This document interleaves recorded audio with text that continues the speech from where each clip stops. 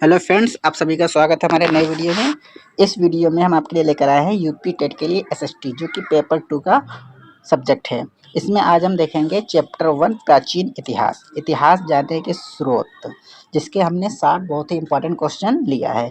इस सीरीज में आपको डेली एक वीडियो मिलेगा चैप्टर वाइज, जिसमें हम 60 क्वेश्चन लेकर आएंगे। तो चलिए शुरू करते हैं। तो फर्स्ट क्वेश्चन है जिसमें लिखा है इतिहास जानने का सबसे प्रमुख स्रोत क्या है।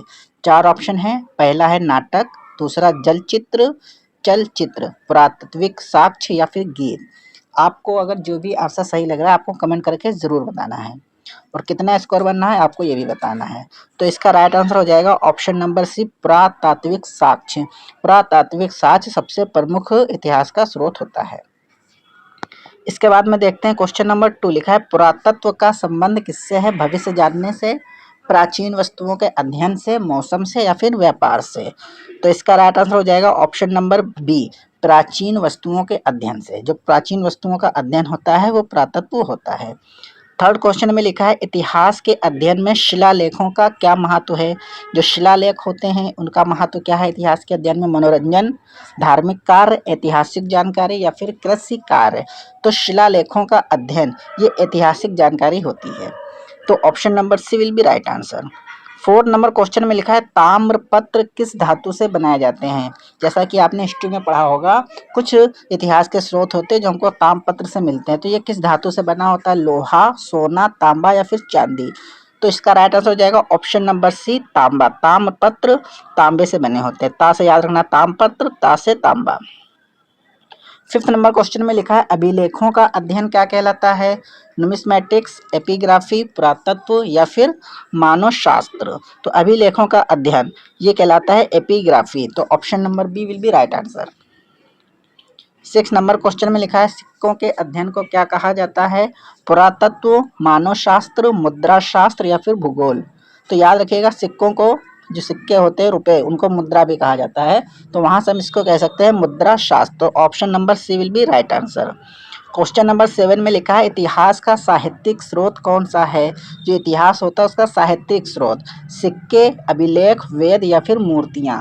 तो इतिहास का जो साहित्यिक स्रोत होता है उसमें किताबें आती हैं, जिसमें वेद इसमें ऑप्शन हो जाएगा, क्योंकि वेद क्या होते हैं, ये किताबें होती हैं।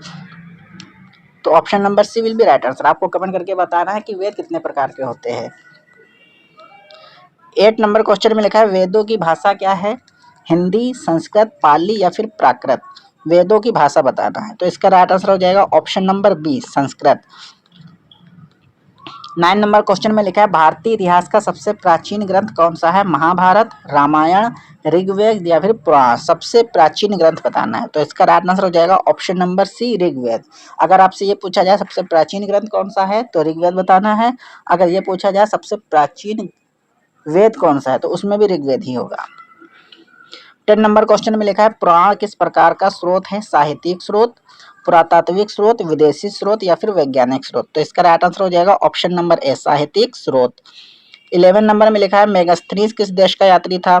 चीन, यूनान, अरब या फिर जापान। तो इसका राइट आंसर हो जाएगा यूनान। मेगास्थनीज यूनान यानी कि ग्रीक से आया था। 12 नंबर में लिखा है इंडिका पुस्तक किसने लिखी थी। फाहियान, ह्वेनसांग, मेगास्थनीज या फिर अल बरूनी। तो इंडिका का लेखक बताना है। तो ऑप्शन नंबर सी, मेगास्थनीज हो जाएगा। 13 नंबर क्वेश्चन में लिखा है फाहियान कब भारत आया था। गुप्त काल में, मौर्य काल में, सल्तनत काल में या फिर मुगल काल में। तो इसका राइट आंसर हो जाएगा ऑप्शन नंबर ए, गुप्त काल में। 14 नंबर में लिखा है वेनसांग किस देश से आया था। चीन, यूनान, अरब या फिर रूस। तो वेनसांग चीन से आया था। तो इसका राइट आंसर हो जाएगा ऑप्शन नंबर ए। 15 नंबर में लिखा है पुरातत्व विभाग की स्थापना भारत में कब हुई थी। 1861, 57, 1905 या फिर 1947। तो इसका राइट आंसर हो जाएगा option number A, 1861। 16 number question में लिखा है भारतीय पुरातत्व सर्वेक्षण की स्थापना किसने की थी। Lord Curzon, Alexander Cunningham, Ashok या फिर हर्षवर्धन। तो भारतीय पुरातत्व सर्वेक्षण की स्थापना अलेक्जेंडर कनिंघम ने की थी। Option number B will be right answer.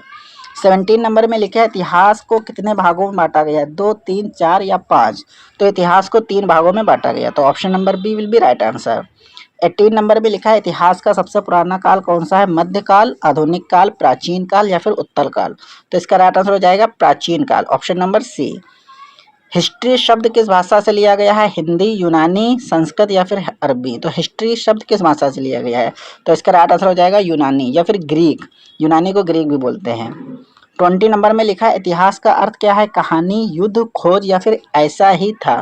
तो इतिहास का अर्थ होता है ऐसा ही था। Option number D. 21 में लिखा है शिलालेख सामान्यतः किस पर लिखे जाते हैं? कागज, पत्थर, कपड़ा या फिर लकड़ी? तो शिलालेख किस पर लिखे जाते हैं? तो ये पत्थर पर लिखे जाते हैं। तो option number B will be right answer. 22 में लिखा है ताम्रपत्र मुख्यतः किस लिए उपयोग किए जाते हैं? शिक्षा, भूमिदान लेखन, व्यापार या फिर चित्रकारी? तो ताम्रपत्र किस लिए लिखे जाते हैं? भूमिदान लेखन। Option number B. 23 में लिखा है सिक्कों से क्या जानकारी मिलती है? राजा और अर्थव्यवस्था, केवल धर्म, केवल कृषि या फिर केवल युद्ध? तो सिक्कों से क्या जानकारी मिलती है? राजा और उसकी अर्थव्यवस्था के बारे में। 24 में लिखा है हड़प्पा सभ्यता की जानकारी मुख्यतः किससे मिली है? वेदों से, पुराणों से, पुरातात्विक खुदाई से या फिर कविताओं से? तो इसका राइट आंसर हो जाएगा ऑप्शन नंबर सी, पुरातात्विक खुदाई। नेक्स्ट क्वेश्चन में है इतिहास लिखने वाला व्यक्ति क्या कहलाता है? भूगोलवेत्ता, इतिहासकार, वैज्ञानिक या फिर कलाकार? तो इतिहास लिखने वाले को इतिहासकार बोलते हैं। तो option number B will be right answer. 26 में लिखा है विदेशी यात्रियों के विवरण किस प्रकार का स्रोत है? साहित्यिक स्रोत, विदेशी स्रोत, पुरातात्विक या फिर धार्मिक स्रोत? तो विदेशी यात्रियों का जो स्रोत होता है उसको बोलते हैं विदेशी स्रोत। 27 में लिखा है पांडुलिपियां किस पर लिखी जाती हैं? ताड़पत्र, प्लास्टिक, स्टील या फिर शीशा? तो पांडुलिपियां ताड़पत्र पर लिखी जाती हैं। तो option number A will be right answer. 28 में लिखा है राज तरंगिणी के लेखक कौन थे? कल्हड़, बाणभट्ट, अश्वघोष या फिर तुलसीदास? तो राज तरंगिणी के लेखक कल्हड़ थे। तो option number A will be right answer. अब आपको कमेंट करके बताना है कि इस बुक में किस राजा के बारे में लिखा है या कहाँ का इतिहास में लिखा गया है, ये कमेंट करके आपको बताना है। 29 में लिखा है इतिहास का अध्ययन हमें क्या सिखाता है? केवल युद्ध, केवल धर्म, अतीत की जानकारी या केवल राजनीति? तो इतिहास से हमें अतीत की जानकारी मिलती है। तो option number C will be right answer. 30 number में लिखा अभिलेख प्रायः किस लिपि में मिलते हैं? ब्राह्मी, देवनागरी, रोमन या फिर उर्दू? तो इसका राइट आंसर हो जाएगा ऑप्शन नंबर ए, ब्राह्मी। इसके बाद में है क्वेश्चन नंबर 31, लिखा है अशोक के अभिलेख किस भाषा में मिलते हैं? संस्कृत, प्राकृत, अंग्रेजी या फिर हिंदी? तो अशोक के अभिलेख किस भाषा में अधिक मिलते हैं? तो इसका राइट आंसर हो जाएगा ऑप्शन नंबर बी, प्राकृत। नेक्स्ट क्वेश्चन है इतिहास के स्रोतों को मुख्यतः कितने भागों में बांटा गया है? 2, 3, 4 या 5? तो इसका आंसर हो जाएगा ऑप्शन नंबर ए, 2। 33 में लिखा है पुरातात्विक स्रोतों में क्या शामिल है? सिक्के, अभिलेख, भवन अवशेष या फिर उपर्युक्त सभी? तो इसमें हो जाएगा उपर्युक्त सभी, क्योंकि सभी चीजें इसमें शामिल की गई हैं। साहित्यिक स्रोतों में क्या शामिल है? वेद, महाकाव्य, पुराण या फिर उपर्युक्त सभी? तो साहित्यिक स्रोत की बात हो रही है। तो साहित्यिक स्रोत में क्या होती हैं? जो किताबें होती है जो लिखी हुई मिली हैं। वेद ये किताब है, महाकाव्य या फिर पुराण? तो उपर्युक्त सभी राइट आंसर हो जाएगा। 35 में लिखा है रामायण के रचयिता कौन है? वेद व्यास, वाल्मीकि, कालिदास या तुलसीदास? तो यहाँ पर रामायण की बात हो रही है, तो इसके लेखक है वाल्मीकि, ऑप्शन नंबर बी। 36 में लिखा है महाभारत की रचना किसने की? कालिदास, वाल्मीकि, वेद व्यास या फिर अश्वघोष? तो महाभारत की रचना की थी वेद व्यास ने, option number C will be right answer. 37 में लिखा वेद कितने हैं? 2, 3, 4 या 5? तो वेद 4 होते हैं। तो ऑप्शन नंबर सी। कमेंट करके आपको चारों के नाम बताने हैं। 38 में लिखा है प्राचीन वेद कौन सा है?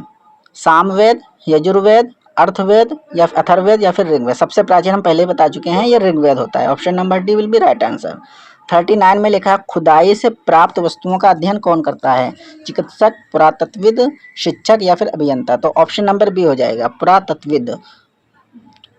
40 नंबर क्वेश्चन में लिखा है इतिहास जानने में मंदिरों का क्या महत्व है? धार्मिक जानकारी मिलती है, स्थापत्य कला की जानकारी, संस्कृति की जानकारी या फिर उपर्युक्त सभी? तो इसका राइट आंसर हो जाएगा ऑप्शन नंबर डी, उपर्युक्त सभी। धार्मिक जानकारी भी मिलती है, स्थापत्य कला की जानकारी और संस्कृति की भी जानकारी मिलती है। 41 में लिखा है एपिग्राफी शब्द का संबंध किससे है? सिक्के, अभिलेख, मूर्तियां या फिर चित्र? तो एपिग्राफी की बात हो रही है, तो ये अभिलेख हो जाएगा, ऑप्शन नंबर बी। इतिहास का वैज्ञानिक अध्ययन किस पर आधारित होता है? कल्पना, प्रमाण, अफवाह या फिर कथा? तो इतिहास का वैज्ञानिक अध्ययन जो होता है वो प्रमाण पर आधारित होता है, यानी कि एविडेंस। तो option number B will be right answer.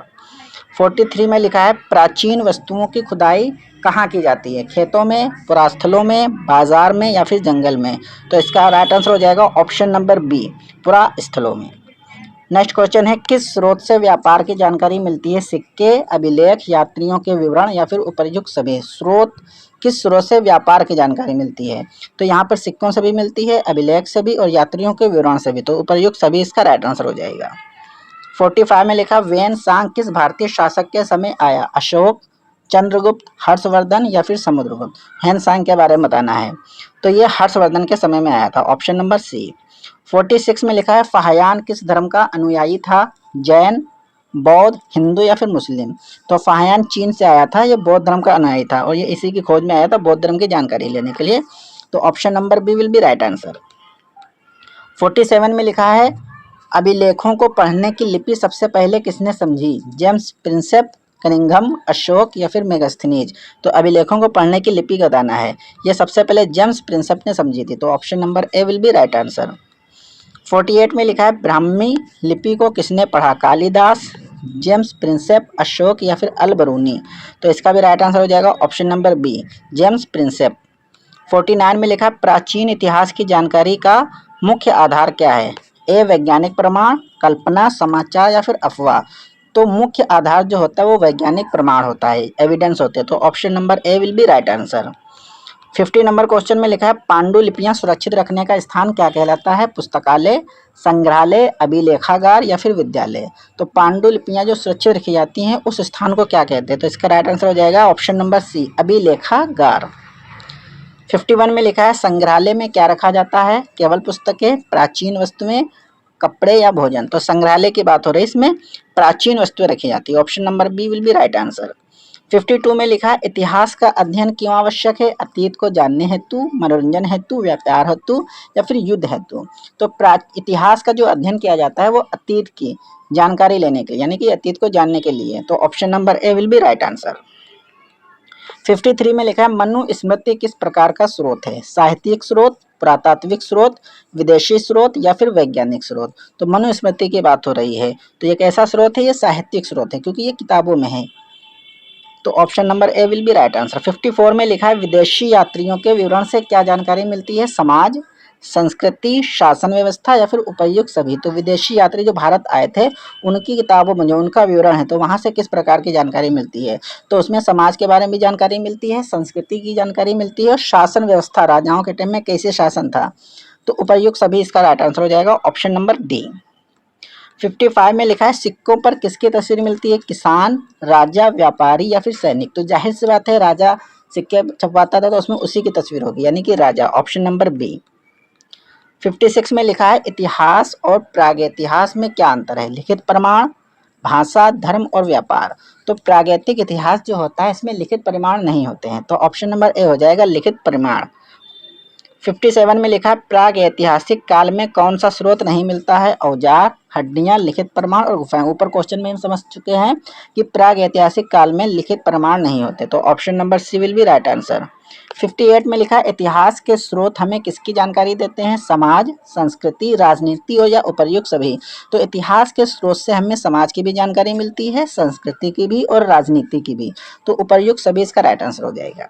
इसके बाद में देखते हैं नेक्स्ट क्वेश्चन। 59 लिखा है, पुरास्थलों की खुदाई से प्राप्त वस्तुएं कहाँ रखी जाती हैं? खेत में, संग्रहालय में, घर में या बाजार में। तो जो पुरास्थलों से खुदाई करके हमें प्राचीन वस्तुएं मिलती हैं तो उनको संग्रहालय में रखा जाता है। तो option number B will be right answer. Last question है इस वीडियो का, 60 नंबर लिखा है, भारतीय इतिहास के अध्ययन में सबसे सहायक स्रोत कौन से हैं? पुरातात्विक और साहित्यिक स्रोत, केवल कहानियां, केवल चित्र या फिर केवल गीत। तो जो भारतीय इतिहास के अध्ययन में सबसे सहायक स्रोत होते हैं वो होते हैं पुरातात्विक स्रोत और साहित्यिक स्रोत। पुरातात्विक स्रोत वो होते हैं जो हमको किसी स्थान पर खुदाई करने से मिलते हैं और साहित्यिक स्रोत वो होते हैं जो किताबें होती हैं, जो इतिहासकार किताब लिख कर चले गए हैं, जब फाहियान भारत आया था या कोई धार्मिक जो किताबें होती हैं। तो option number A will be right answer. तो इस तरीके से हमने यहाँ पर इतिहास का जो फर्स्ट चैप्टर है, इतिहास के स्रोत, उसके 60 इंपॉर्टेंट क्वेश्चन कवर कर लिए हैं। इसके बाद में हम सेकंड क्वेश्चन का सेकंड वीडियो कल लेकर आएंगे, इसमें सेकंड चैप्टर देखेंगे। अगर आपको वीडियो अच्छी लगी तो आप लाइक कर दें और चैनल को सब्सक्राइब जरूर कर दें ताकि हम जो भी वीडियो डालें वो आपके मोबाइल पर आते रहे। Thank you.